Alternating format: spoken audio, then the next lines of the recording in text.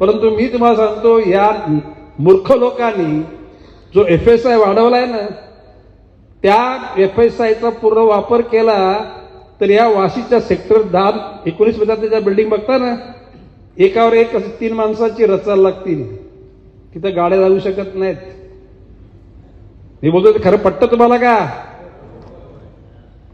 खरं म्हणजे मुंबईमध्ये एक FSI पॉइंट वाढला तरी लोक त्रस्त व्हायची, कारण त्या लोकांचं शहरावर प्रेम. यांना वाटेल ते करा, पैसा आमच्याकडे आला पाहिजे आणि आमची जिंदगी आमची अशी म्हणजे काय. मी तुम्हाला आज लिहून घ्या, जर का जो FSI जो UDने जर सँक्शन केलाय ना, तो पूर्ण वापरला गेला ना, तर या शहराची वाट लागून जाणार आहे.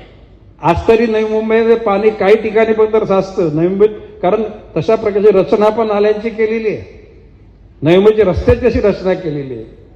परंतु भविष्यकालाची आणि या नालायक लोकांच्या आता जर ही महापालिका सत्ता गेली ना, तर समजा वाटोलं झालं समजा या शहरात.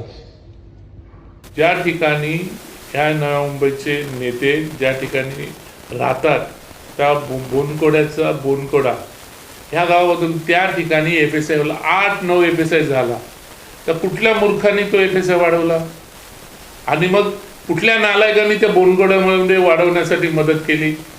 याच्यामध्ये हे नेते नालायक म्हणूनच ह्याची वाट लागली. पहिलं बोनकोडा झाकून बघावं, कोण नालायक पालकमंत्री होतं, कुठल्या नालायकांच्या हातामध्ये सत्ता होत्या, कुठल्या मूर्ख लोकांनी यांना सहकार्य केलं होतं.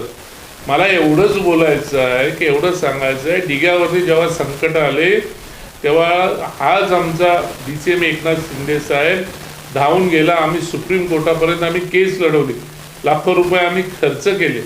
आज मला तुम्ही सांगा, हे आज ज्या पद्धतीने मूर्ख आणि नालायकाची भाषा आमच्या नेत्यांबद्दल वापरतात, स्वतः त्यांनी झाकून बघावं याच्यामध्ये. जरी ऑफिशियली FSIचं जर कॅल्क्युलेशन केलं आणि गणेश नाईक पालकमंत्री असताना यांच्या हातात सत्ता असतानाचा जर जे अनधिकृतपणे FSI वाढला गेलाय त्याचा जर कॅल्क्युलेशन केलं, तर मला वाटतं सर्वात जास्त FSI हे गणेश नाईक पालकमंत्री असतानाच्या ह्याच्यात झालेलं.